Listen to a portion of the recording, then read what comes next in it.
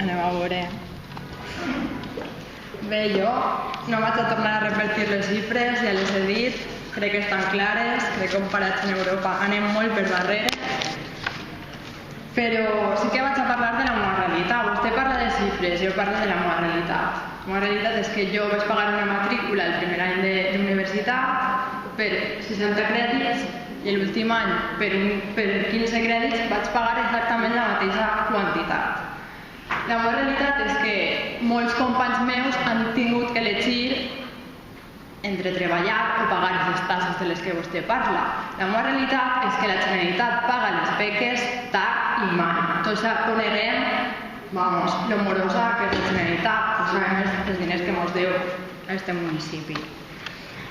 Vostè em parla d'altres països que estan pitjor que nosaltres, me parla de Xile, me parla de Japó, parlem del Congo si vol. No sé, jo li parlo d'Alemanya, on també he estudiat i on era gratuït el grau i també era gratuït aquest màster. Vostè em parla de que ja som massa moderns per parlar d'universalitat de l'educació. Segur que vostè és molt modern i molt progre, però vamos, tenim que tornar a parlar d'això perquè en este país no se garanteix l'accés a l'educació. I les xifres que vostè dona seran les que seran, però la realitat que jo conec és la que jo conec. I a més de no poder accedir a aquesta educació, no, puig el to perquè me toca personalment. I és una cosa que jo he vist personalment, no són unes xifres que jo he buscat per ahir. És una cosa que me toca a mi personalment i a la meva generació en concret. Que som la generació de la frustració. Què més volen seguir fent en nosaltres? Anem a viure pitjor que els nostres pares. Som una joventut degradada, empobrida, allunyada de les responsabilitats polítiques.